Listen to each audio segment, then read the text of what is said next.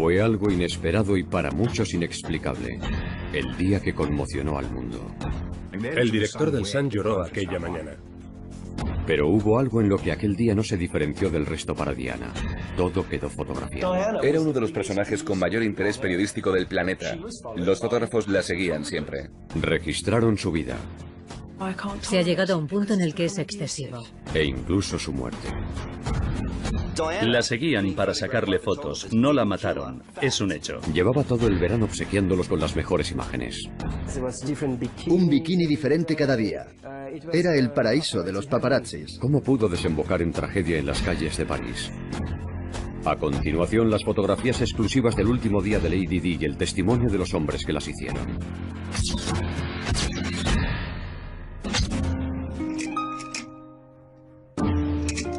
Si hay un personaje actual del que tenemos imágenes para poder repasar su vida entera, es sin duda de Diana, la princesa de Gales. Ha sido la mujer más fotografiada de la historia. Cada una de las fotografías contaba una historia. Y la del día de su muerte fue el último acto de un drama que comenzó 7 semanas antes en la Riviera Francesa.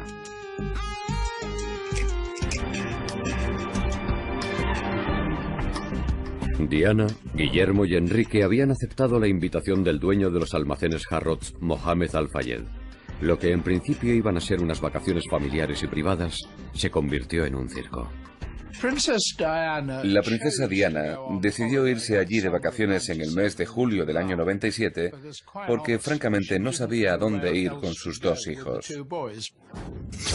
Mohamed Al-Fayed le insistía diciéndole: ¿por qué no venís conmigo? Os atenderé encantado. Tengo guardaespaldas, un sitio estupendo con playa privada. Venid. Y ella pudo disfrutar de unas pocas horas de intimidad hasta que la prensa, entre la que me incluyo, la acorraló. Desgraciadamente, el sábado después de que llegaran, recibí una llamada del News of the World, en la que me dijeron: tenemos una foto de un yate en la que aparece Mohamed Al-Fayed y está con alguien que parece la princesa de Gales. Les dije que eran el señor Al-Fayed y la princesa de Gales. Y claro, ahí empezó el acoso. La noticia tenía muchísimo interés y aparecía en las portadas porque Mohamed Al-Fayed había sido el azote de la familia real. Fue muy crítico con ella, pero muchos no entendían que no se lo hubieran pasado por alto porque también había hecho muchas cosas buenas. Sin embargo, se le había marginado. Al-Fayed tiró la casa por la ventana y puso a su disposición un yate de 20 millones de libras, el Jonicle, pero la prensa también se hizo a la mar para no perderlos de vista. Alquilamos un buen barco con capitán para poder seguir al yate de Al-Fayed. Llevaban una flota de barcos detrás, con los periodistas. Era toda una noticia verla con Guillermo y Enrique, de vacaciones con los Al-Fayed. Estábamos como locos. Se desplegaron grandes equipos, no se escatimó en recursos. Barcos carísimos, helicópteros y aviones, e incluso aviones privados para no quitarle ojo. Es algo así como invertir en bolsa. Te gastas un montón, pero no siempre sales ganando. En este caso, volvimos con las cestas de Harrods hasta los topes. La persecución había empezado y los fotógrafos que rondaban los bares y las playas de Saint-Tropez estaban a punto de hacer su agosto. Nunca habíamos tenido tantas fotos importantes en unas pocas hojas de contactos. Aquí hay un poco de todo: amor, tragedia y una serie de personas importantes interrelacionándose. Dodi Al-Fayed, su padre, Mohamed, Diana, el futuro rey de Inglaterra, y su hermano Enrique. Era casi una alfombra roja como la de Cannes. Al final, los fotógrafos franceses hicimos un fondo y le mandamos rosas. Para los fotógrafos británicos también había sido amor a primera vista. 17 veranos y 1 millón de fotos antes de todo aquello. Esta foto es del 28 de julio de 1980, la primera que publicamos en el Sun de Lady Diana Spencer. Yo no la conocía. La mayoría de los fotógrafos se enamoraron de ella, de esa aparente timidez con la que bajaba la cabeza para evitar que la fotografiaran. De vez en cuando subía la mirada para ver si había una farola delante. Cuidado. Y esa mirada cándida de aquella chica tímida que se asomaba a la cámara con ojos de corderito era fabulosa. Era muy difícil que saliera mal en una foto. Íbamos a hacerle unas fotos en la guardería y estuve eligiendo un punto en el que había una luz maravillosa. Cuando llevábamos unas cuantas fotos hechas, le dije a Arthur que podíamos colocarnos donde habíamos dicho y me contestó, no, no podemos, fíjate en la falda. No había imaginado que no llevara un forro o una enagua y al darle el sol así conseguimos la foto perfecta. Salió en portada. Ahí empezó el cuento de hadas, el idilio entre la princesa y la prensa. Desde entonces viajarían juntos por el mundo en una sesión fotográfica de 15 años. Al principio fue divertido, pero con el tiempo la relación empezó a deteriorarse. Para cuando llegaron a Saint-Tropez pendía de un hilo. Un día Diana decidió que ya había tenido bastante. De repente, bajó las escaleras y se metió corriendo en una lancha. Yo fui a coger la cámara y nos dijo, nada de fotos.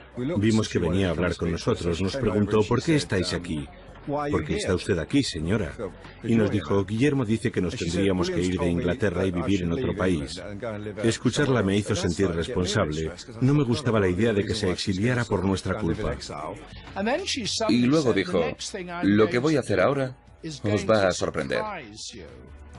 Estaba al borde del llanto. Se veía que estaba disgustada. Yo pensé que volvería a la casa, daría un portazo y no la volveríamos a ver en todo el día. Entonces vimos que salían con motos de agua. Ella iba sentada detrás de Enrique y empezó a posar, a hacer numeritos y dar vueltas. Fue rarísimo. Los periodistas no sabían que sería su última sesión fotográfica y que las palabras de Diana los atormentarían desde entonces. Jamás olvidaré aquel día ni las fotos que hicimos. Nos dijo que nos sorprendería lo que le iba a pasar. Eso fue en julio y al mes siguiente estaba muerta. Era el verano de 1997 y la mujer más famosa del planeta disfrutaba de sus vacaciones en compañía de sus hijos y de la prensa internacional. Este era el embarcadero en el que Diana aparecía para los fotógrafos todos los días durante aquel verano de 1997. Era fantástico porque cada vez llevaba un traje de baño distinto y teníamos muchas Dianas diferentes. Con el chaleco salvavidas, con un bañador rojo, con el de leopardo. Era totalmente extraordinario.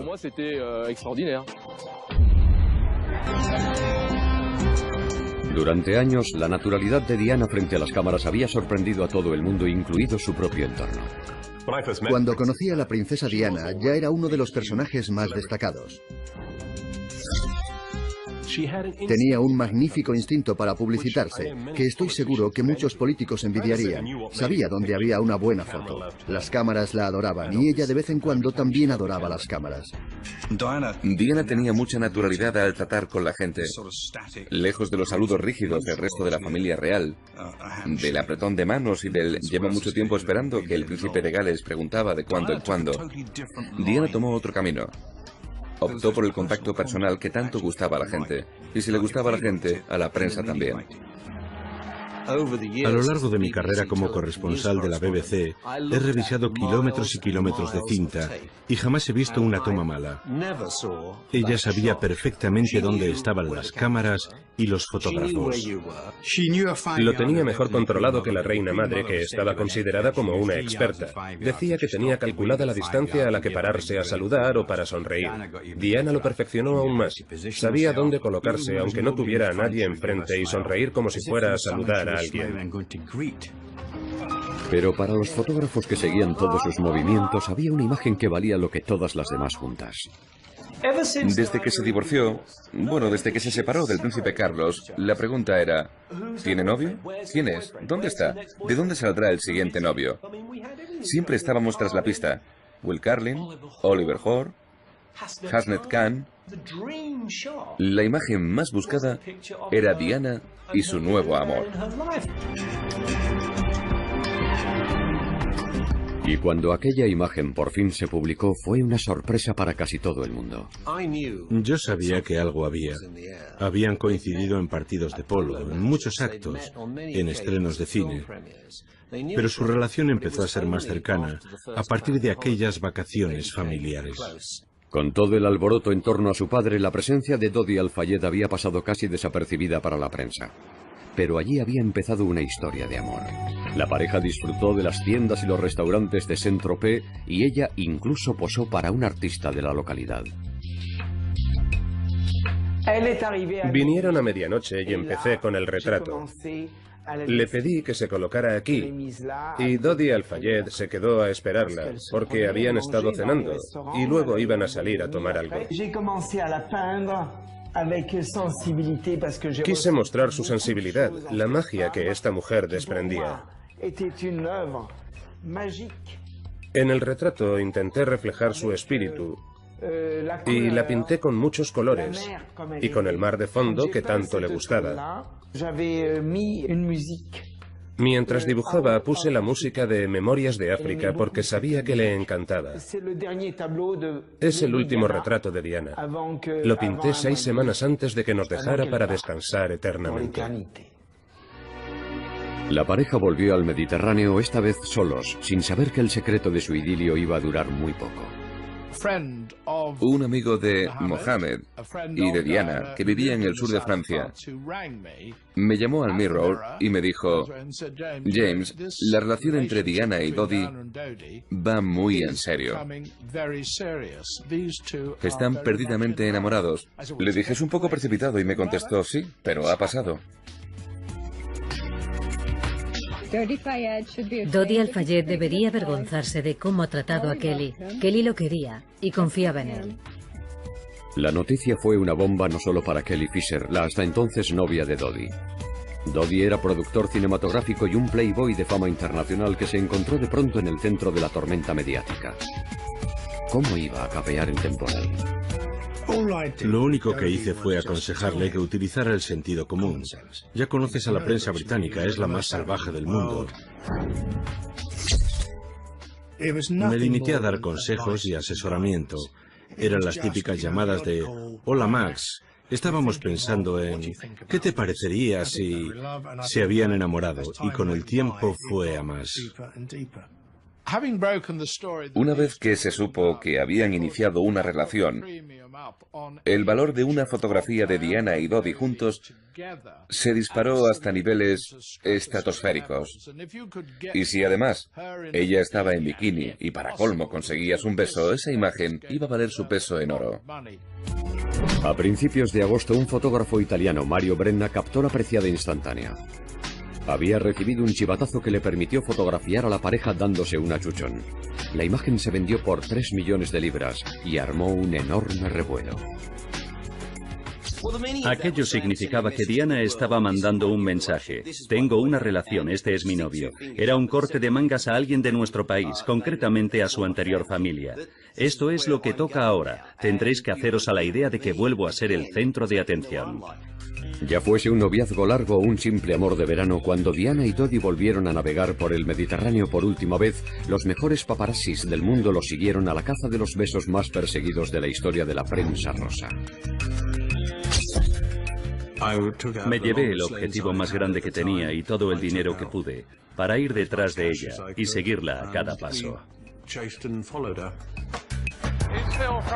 Bill France está a este lado de Mónaco o al otro, porque esas fotos estaban cotizadísimas. Había mucho dinero en juego.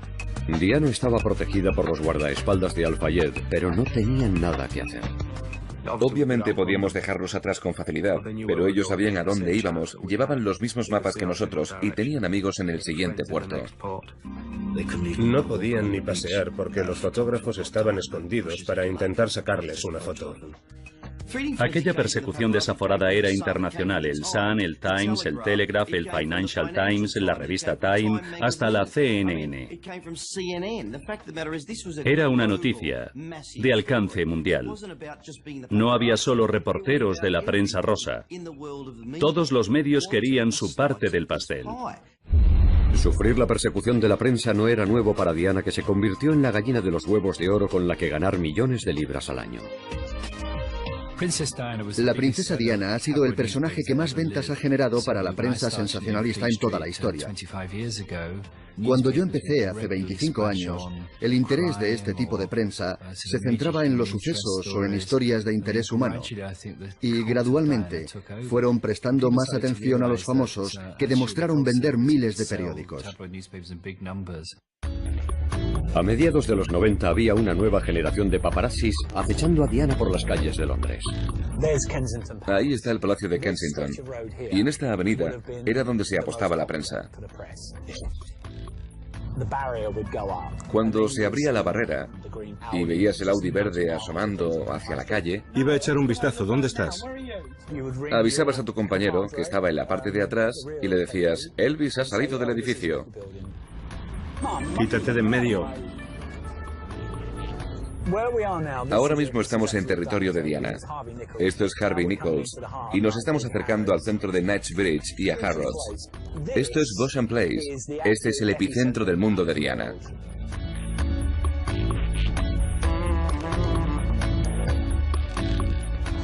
Este es el restaurante San Lorenzo, el favorito de la princesa, que se convirtió en el más famoso del mundo. Todos los vehículos que estuvieran aquí aparcados se retiraban.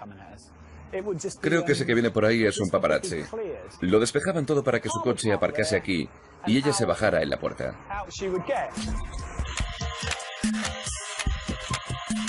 Se había abierto la veda. La gente de la calle le hacía fotos y llamaba a las redacciones. Imagínate cómo habría sido ahora con los teléfonos con cámara. Este es el Club Harbour, lleno de cochazos. La plaza de aparcamiento de Diana era esa, o la de enfrente. Si era uno de esos días que quería que se le hicieran fotos, salía sin prisa. Si no quería fotos, empezaba el juego. No les digo el juego a la prensa. Al principio establecí una relación con los periodistas que funcionaba, pero ahora han sobrepasado los límites y ha llegado a un punto en el que es excesivo. Es un acoso. En la semana anterior a que concediera la entrevista al programa Panorama, la etapa del asedio de la prensa estaba en su máximo apogeo. Durante años he sido como un buen producto que se expone en las estanterías y vende mucho. Todo este muro estaba lleno de escaleras, desde aquí hasta el final. ¿Qué habrá? ¿130 metros? No quedaba un centímetro libre en toda la pared. Estábamos en el centro del huracán y la situación estaba descontrolada. Estábamos inmersos en una historia que no iba a terminar nunca. En el verano de 1997, la persecución salió de las calles de Londres para extenderse por todo el mundo. Llegó a Italia, al funeral de Versace y a Grecia, donde estuvo de vacaciones con amigos. En las últimas semanas de su vida, Diana trajo de cabeza a los paparazzis. Era agotador seguirle el ritmo. La siguiente parada fue Bosnia, en una visita que realizó en su cruzada contra las minas antipersonas. Ahí sacó provecho de la persecución de la prensa. Vio a niños mutilados por las minas y se dio cuenta de que podía hacer algo. He venido yo y conmigo todos los medios, la BBC, la ITV, Sky News. Toda la prensa está cubriendo esta noticia, pero no por su propio interés, sino porque yo la he traído. Pero lo que el mundo estaba esperando era la fotografía de Diana y Dodi. Los precios se dispararon y finalmente fue un fotógrafo francés quien se llevó el gato al agua. Solté la moto, cogí la cámara y vine corriendo. Llegué justo a tiempo, porque vi que Diana y Dodi acababan de llegar al embarcadero.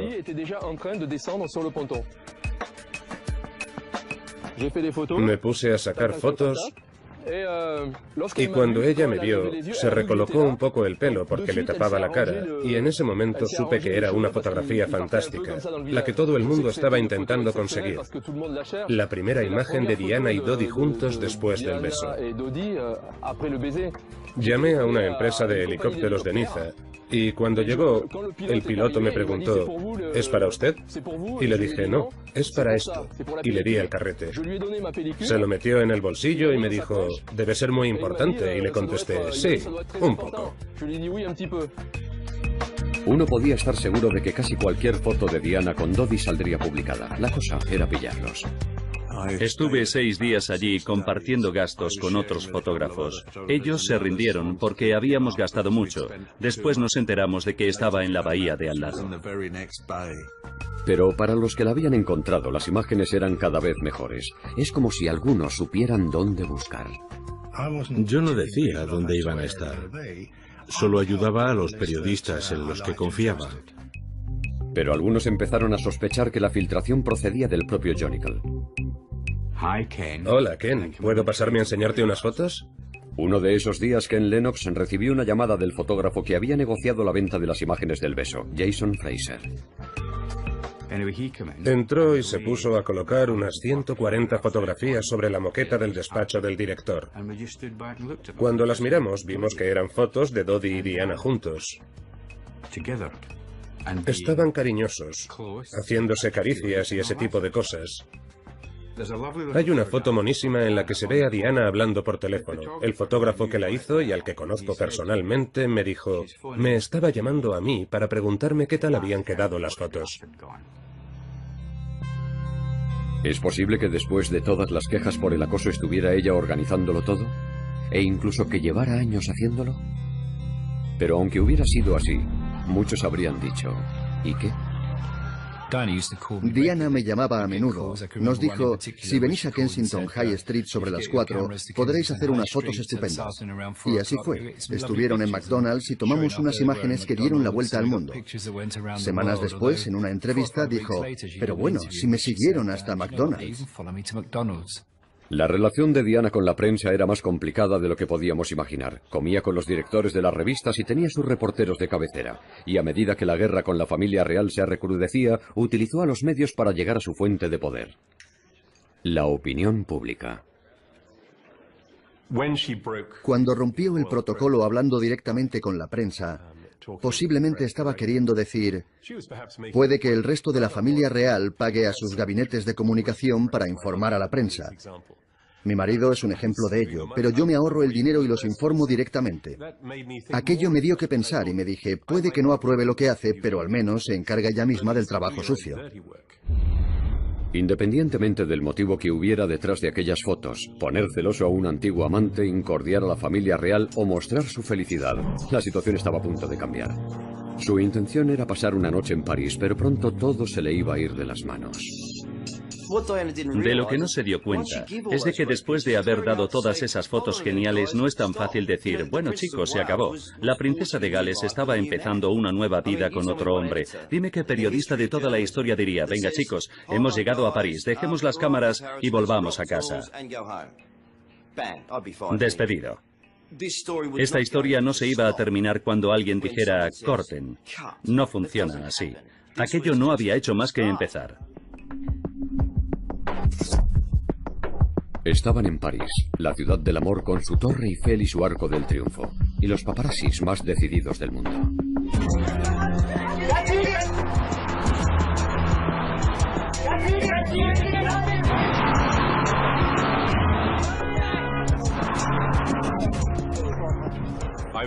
Fui a París con la princesa Diana en 2 o 3 ocasiones en visitas oficiales, y el despliegue de los paparazzis de París era todo un espectáculo, un auténtico circo. Seguían a los vehículos oficiales en motos y llevaban a otro cámara de paquete con una cámara de televisión.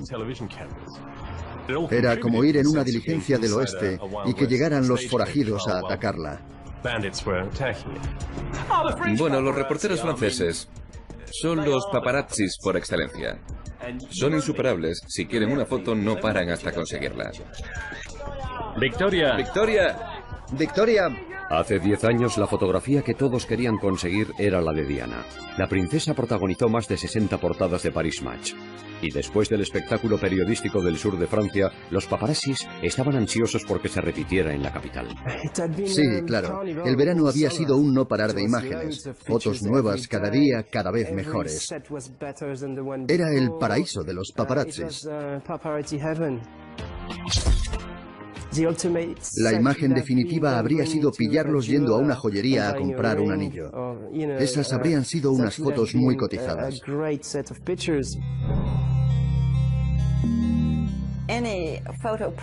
Cualquier agencia de prensa que se precie querría cubrir la llegada de la princesa Diana a París. Así que cuando recibimos la llamada de un diario británico avisándonos de que Diana iba a aterrizar en Le Bourget en un avión privado, acompañada por Dodi Al-Fayed, nos pusimos en marcha. Cuando el avión de Diana aterrizó, había un montón de fotógrafos esperando a captar el momento. Ahí fue donde los personajes que protagonizarían la tragedia del túnel del alma se encontraron por primera vez.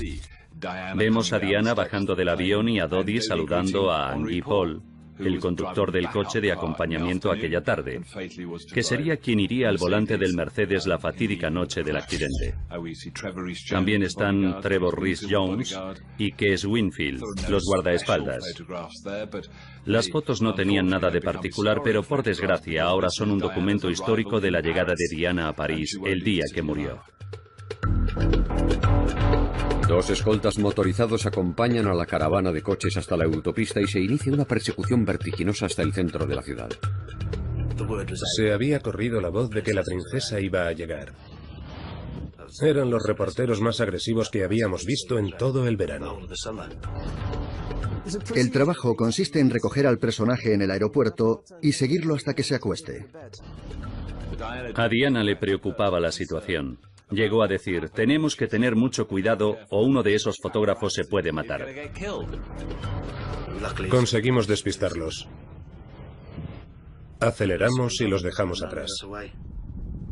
Tras librarse de sus perseguidores, su primera parada es el Bois de Boulogne para visitar la villa de los Windsor.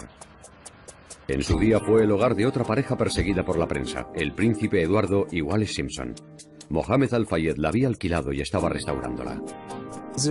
Corría el rumor de que podían establecerse aquí o usarla como una segunda residencia en Francia. Como no, nos entusiasmaba la perspectiva de que la princesa de Gales se fuese a mudar aquí con su nuevo amante. Así que, por supuesto, se corrió la voz rápidamente. A continuación, Diana y Dodi salen del Bois de Boulogne para trasladarse al centro de la ciudad, directos hacia los reporteros. No es tan difícil perderse en París, en serio. Se puede uno esconder bien. Era obvio que iban al Ritz, porque el padre de Dodi es el dueño del hotel. Pero si lo que quieres es pasar desapercibido, hay un hotelito en los Campos Elíseos en el que puedes pasar una noche maravillosa. Dodi y Diana entran al Ritz por la puerta trasera y evitan ser fotografiados.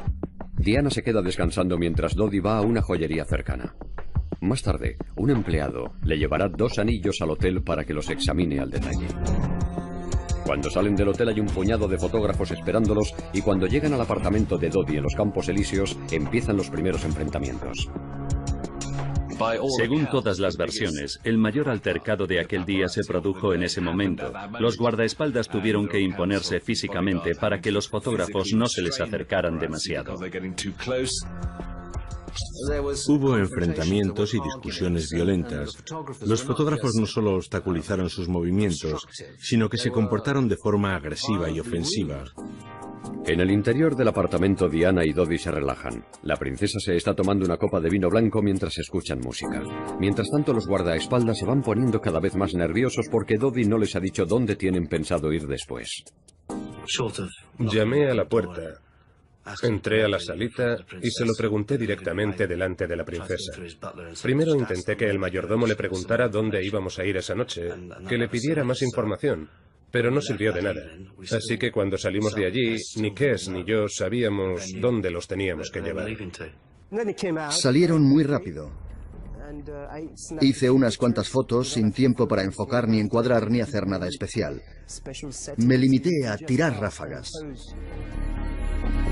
Pero Diana y Dodi no ofrecen a los paparazzis la imagen que todos están buscando, la de los dos juntos. La persecución ha empezado.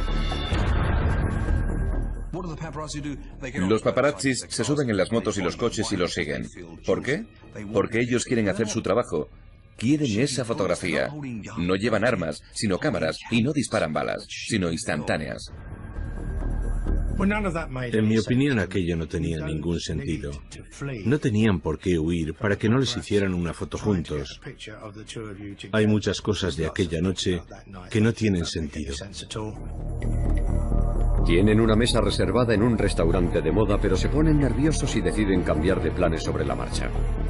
Vuelven al Ritz, pero los empleados no están avisados y los fotógrafos se abalanzan sobre sus presas. Las imágenes más famosas que les hicieron aquella noche, cuando aún estaban vivos, son las de la llegada al Ritz. Dos de nuestros fotógrafos consiguieron sacarlos juntos en el asiento trasero del Mercedes.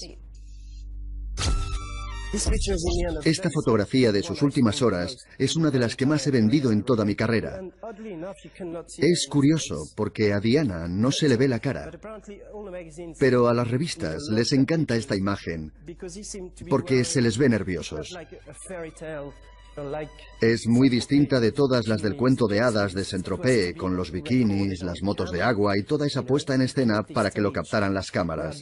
Esta no tiene nada que ver y se nota. Esta es la vida real. Diana sale primero del coche y Dodi unos segundos después. Siguen sin tener imágenes de ellos dos juntos. Sí, podían haber posado. Pero ¿cuál es el mantra de cualquier fotógrafo? Una más, por favor, solo una más. No se acaba nunca. A las 10 menos 10 de la noche del sábado 30 de agosto, las cámaras graban a Diana por última vez. Aquel día en París no se tomaron imágenes en movimiento de Diana, aparte de las del circuito cerrado de televisión del Ritz. Son las últimas imágenes de aquel icono con vida, en las que no se la ve especialmente contenta. Pero los iconos no siempre están felices, ¿verdad? Si hubiera visto esa expresión cuando me encargaba de su imagen, me habría dado cuenta de que había un problema, de que era necesario arreglar las cosas. Deduzco que ella se estaba dando cuenta de que las cosas no estaban saliendo como había previsto. En el vestíbulo del hotel, la princesa se echa a llorar. Se puso a llorar. Y creo que fue por eso por lo que Dodi vino como una exhalación hacia nosotros cuando entramos en el vestíbulo del Ritz y nos dijo: ¿cómo ha podido pasar esto? No perdí los nervios. Le dije que nada de eso habría pasado si nos hubieran dicho a dónde íbamos. Todos los fotógrafos de la ciudad se dirigen al Ritz. Entre ellos está Jacques Langevin, un reportero gráfico que ha recibido varios premios y ha cubierto algunas de las noticias más importantes de los últimos años. Delante del Ritz había un montón de periodistas, turistas, curiosos, coches yendo y viniendo. Había un montón de gente preguntándonos a los fotógrafos qué estaba pasando, qué estábamos haciendo y a quién estábamos esperando. Esperando a la princesa Diana. Entre los perseguidores también estaba Nicola Arsov, fotógrafo de la agencia Shipa que, como Langevin, pasará la noche entre rejas. Estaban los mismos fotógrafos que llevaban allí todo el día, pero había muchos más turistas. Creo que llegó un autobús de japoneses o de chinos, porque sabían que Lady Di estaba allí. Así que la plaza estaba llena de turistas aquella noche. Ni siquiera dentro del hotel tienen forma de escapar de las miradas de los curiosos. Una vez que estuvieron dentro del Ritz, Dodi decidió que iban a cenar en el Espadón, el restaurante del hotel. Se sentaron y vieron que la gente los miraba. En París es normal que te miren, sobre todo si eres famoso. Es parte de nuestra cultura. Así que decidieron subir a la habitación. Mientras la pareja se retira a la suite imperial, a la planta baja llega el último protagonista de la tragedia, el responsable de seguridad del Hotel Ritz, Henri Paul. Habla con los guardaespaldas y el personal del hotel antes de salir a la plaza a evaluar la situación. Vino a hablar con nosotros para tranquilizarnos y contarnos cómo y cuándo iban a salir. No os preocupéis, van a salir por la puerta principal. No hace falta que vayáis a la puerta trasera. En unos 20 minutos estarán preparados, tranquilos. Nos dio tantas explicaciones que nos pareció sospechoso. Según el testimonio de los guardaespaldas, en todo momento la idea había sido salir por la puerta principal del Ritz. Pero en el último momento, a Dodi se le ocurrió que lo mejor era salir por la puerta de atrás, sin guardaespaldas y con Henri Paul al volante. En las imágenes de las cámaras de seguridad vemos que Dodi habla con los guardaespaldas.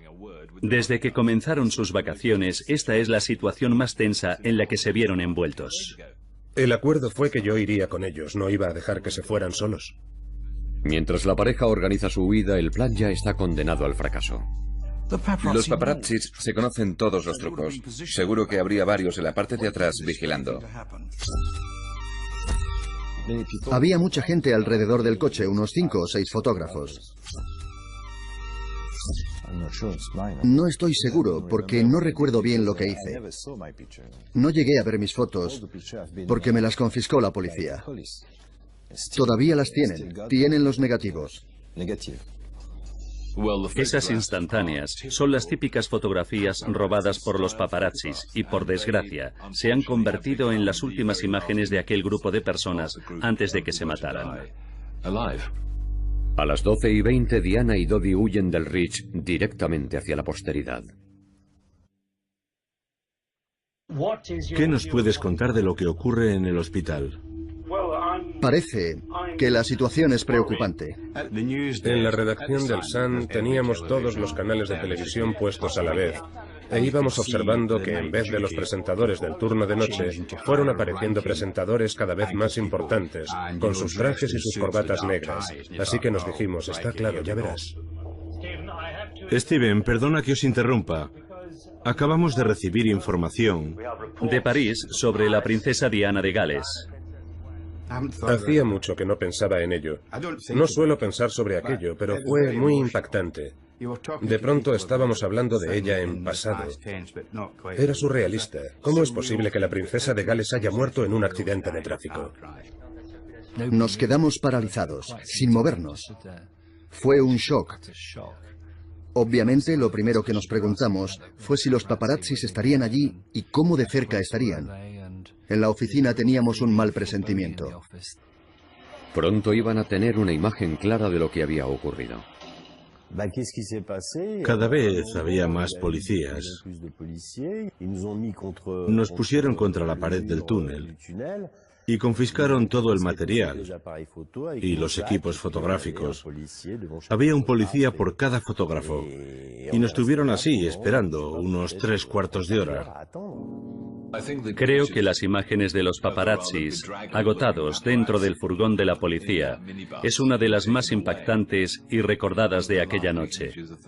Los cazadores cazados.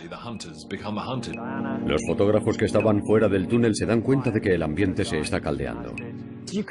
Oías a la gente que pasaba decir, estaba claro, ya sabía yo que esto iba a pasar tarde o temprano. Estos paparazzis. No es momento para recriminaciones, sino para llorar su pérdida. Pero siempre pensé que la prensa acabaría matándola. Me fui en coche a París y llegué a tiempo para fotografiar la escena del accidente y ya entonces se notaba la animadversión de la gente hacia los paparazzis.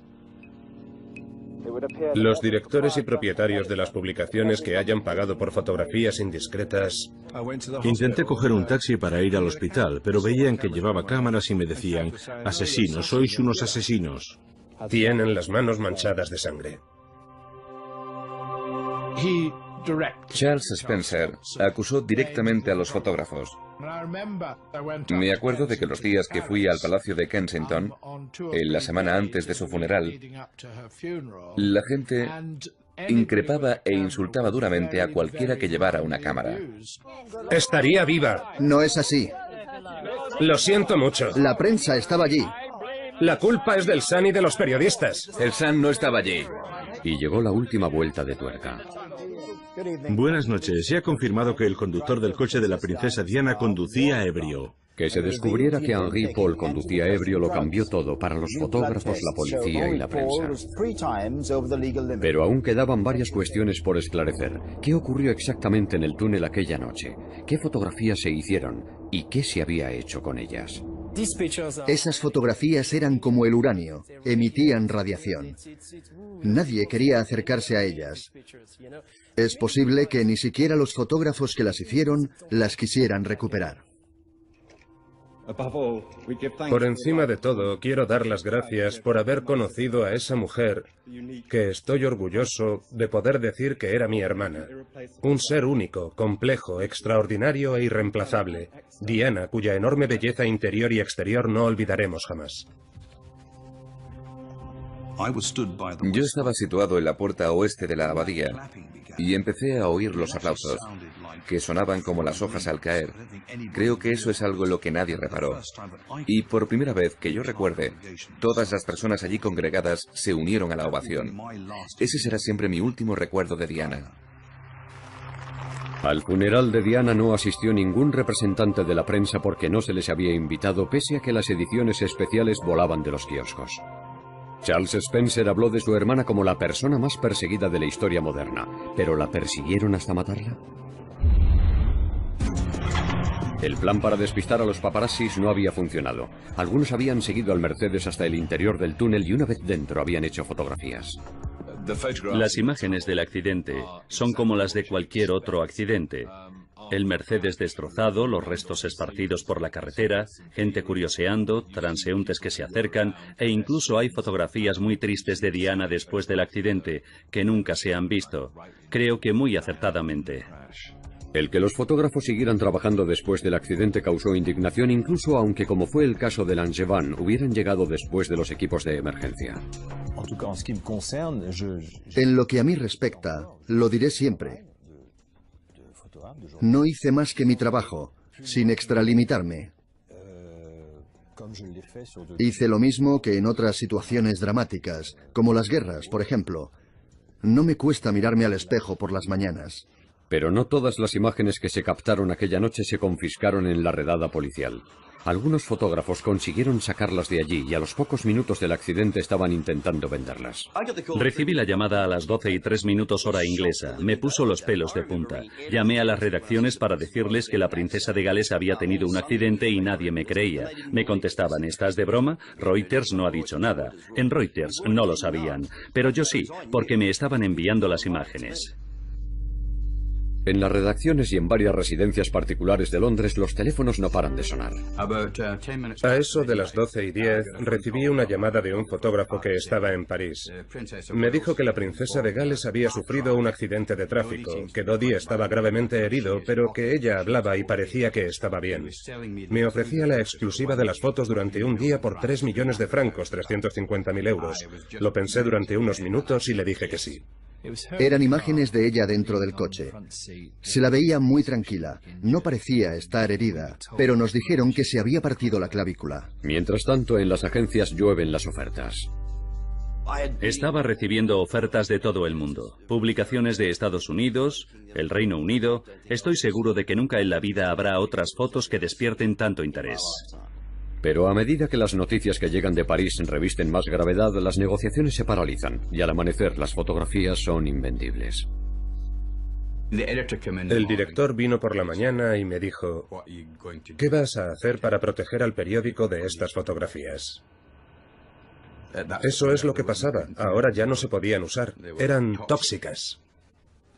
Los redactores se apresuraron a borrar los rastros de las imágenes de los discos duros y dejaron a los paparazzis abandonados a su suerte.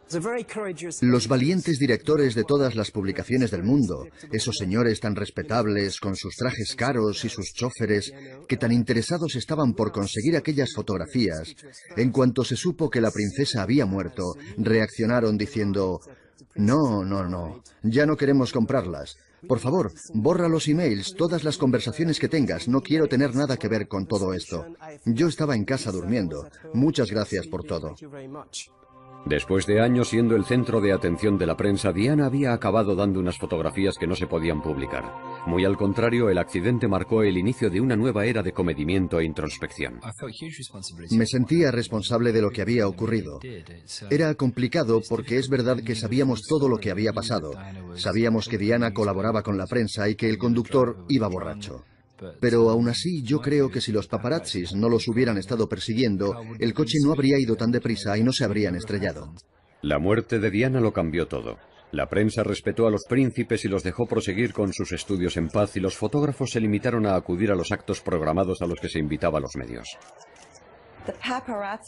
Los paparazzis eran una especie de apestados, y las revistas dejaron de publicar imágenes de personajes tomadas en público. Las revistas de cotilleos y glamour dejaron de perseguir tanto a los famosos por un tiempo. Ahora han vuelto con más fuerza que nunca, cada vez hay más, y no creo que desaparezcan nunca. A la gente le gusta observar las vidas de los demás. No cabe duda de que la vida que más interesaba al público era la de Diana, y para muchos fotógrafos la expectación que se creó en torno a su figura no se volverá a repetir.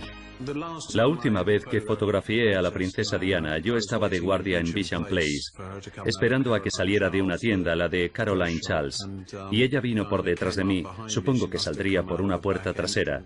Me tocó en el hombro y me dijo, ¿no estás ganando ya suficiente dinero conmigo?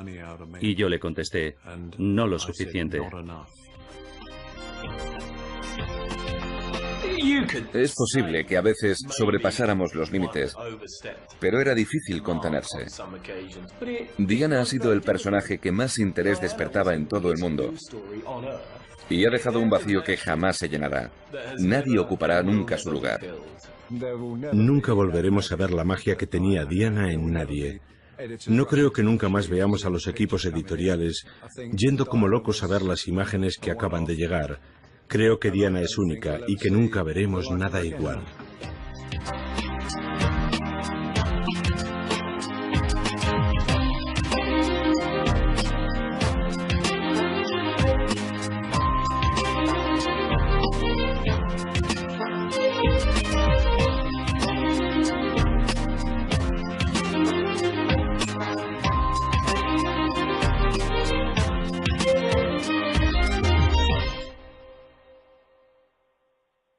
Dijo, Guillermo dice que nos tendríamos que ir de Inglaterra y vivir en otro país. Escucharla me hizo sentir responsable. No me gustaba la idea de que se exiliara por nuestra culpa. Y luego dijo, lo que voy a hacer ahora os va a sorprender. Estaba al borde del llanto. Se veía que estaba disgustada. Yo pensé que volvería a la casa, daría un portazo y no la volveríamos a ver en todo el día. Entonces vimos que salían con motos de agua. Ella iba sentada detrás de Enrique y empezó a posar, a hacer numeritos y dar vueltas. Fue rarísimo. Los periodistas no sabían que sería su última sesión fotográfica y que las palabras de Diana los atormentarían desde entonces. Jamás olvidaré aquel día ni las fotos que hicimos. Nos dijo que nos sorprendería lo que le iba a pasar. Eso fue en julio y al mes siguiente estaba muerta. Era el verano de 1997 y la mujer más famosa del planeta disfrutaba de sus vacaciones en compañía de sus hijos y de la prensa internacional. Este era el embarcadero en el que Diana aparecía para los fotógrafos todos los días durante aquel verano de 1997. Era fantástico porque cada vez llevaba un traje de baño distinto y teníamos muchas Dianas diferentes. Con el chaleco salvavidas, con un bañador rojo, con el de leopardo. Era totalmente extraordinario. Y privadas se convirtió en un circo. La princesa Diana decidió irse allí de vacaciones en el mes de julio del año 97 porque francamente no sabía a dónde ir con sus dos hijos. Mohamed Al-Fayed le insistía diciéndole, ¿por qué no venís conmigo? Os atenderé encantado. Tengo guardaespaldas, un sitio estupendo con playa privada. Venid.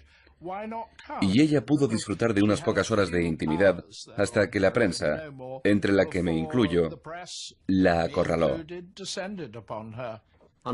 Desgraciadamente, el sábado después de que llegaran, recibí una llamada del News of the World, en la que me dijeron, tenemos una foto de un yate en la que aparece Mohamed Al-Fayed y está con alguien que parece la princesa de Gales. Les dije que eran el señor Al-Fayed y la princesa de Gales. Y claro, ahí empezó el acoso. La noticia tenía muchísimo interés y aparecía en las portadas porque Mohamed Al-Fayed había sido el azote de la familia real. Fue muy crítico con ella, pero muchos no entendían que no se lo hubieran pasado por alto porque también había hecho muchas cosas buenas. Sin embargo, se le había marginado. Al-Fayed tiró la casa por la ventana y puso a su disposición un yate de 20 millones de libras, el Jonicle, pero la prensa también se hizo a la mar para no perderlos de vista. Alquilamos un buen barco con capitán para poder seguir al yate de Al-Fayed. Llevaban una flota de barcos detrás, con los periodistas. Era toda una noticia verla con Guillermo y Enrique, de vacaciones con los Al-Fayed. Estábamos como locos. Se desplegaron grandes equipos, no se escatimó en recursos. Barcos carísimos, helicópteros y aviones, e incluso aviones privados para no quitarle ojo. Es algo así como invertir en bolsa. Te gastas un montón, pero no siempre sales ganando. En este caso, volvimos con las cestas de Harrods hasta los topes. La persecución había empezado y los fotógrafos que rondaban los bares y las playas de Saint-Tropez estaban a punto de hacer su agosto. Nunca habíamos tenido tantas fotos importantes en unas pocas hojas de contactos. Aquí hay un poco de todo, amor, tragedia y una serie de personas importantes interrelacionándose. Dodi Al-Fayed, su padre, Mohammed, Diana, el futuro rey de Inglaterra y su hermano Enrique. Era casi una alfombra roja como la de Cannes. Al final los fotógrafos franceses hicimos un fondo y le mandamos rosas. Para los fotógrafos británicos también había sido amor a primera vista. 17 veranos y 1 millón de fotos antes de todo aquello. Esta foto es del 28 de julio de 1980, la primera que publicamos en el Sun de Lady Diana Spencer. Yo no la conocía. La mayoría de los fotógrafos se enamoraron de ella, de esa aparente timidez con la que bajaba la cabeza para evitar que la fotografiaran. De vez en cuando subía la mirada para ver si había una farola delante. Cuidado. Y esa mirada cándida de aquella chica tímida que se asomaba a la cámara con ojos de corderito era fabulosa. Era muy difícil que saliera mal en una foto. Íbamos a hacerle unas fotos en la guardería y estuve eligiendo un punto en el que había una luz maravillosa. Cuando llevábamos unas cuantas fotos hechas, le dije a Arthur que podíamos colocarnos donde habíamos dicho y me contestó, no, no podemos, fíjate en la falda. No había imaginado que no llevara un forro o una enagua y al darle el sol así conseguimos la foto perfecta. Salió en portada.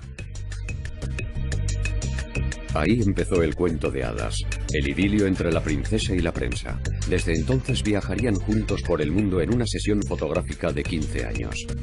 Al principio fue divertido, pero con el tiempo la relación empezó a deteriorarse.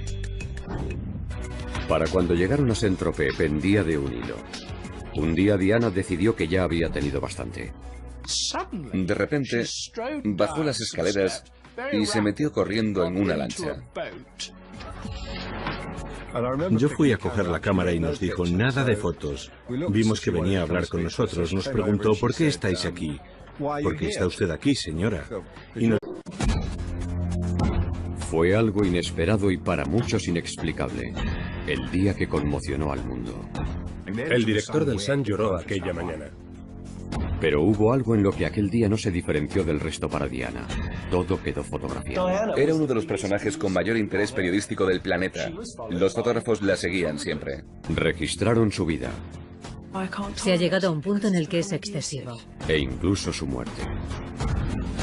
La seguían para sacarle fotos, no la mataron, es un hecho. Llevaba todo el verano obsequiándolos con las mejores imágenes.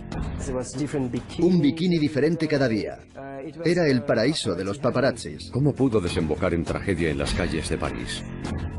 A continuación, las fotografías exclusivas del último día de Lady Di y el testimonio de los hombres que las hicieron.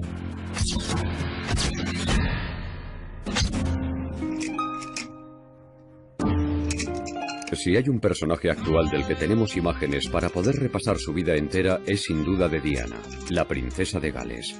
Ha sido la mujer más fotografiada de la historia. Cada una de las fotografías contaba una historia. Y la del día de su muerte fue el último acto de un drama que comenzó 7 semanas antes en la Riviera francesa.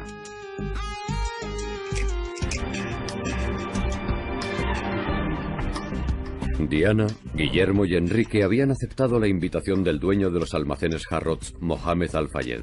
Lo que en principio iban a ser unas vacaciones familiares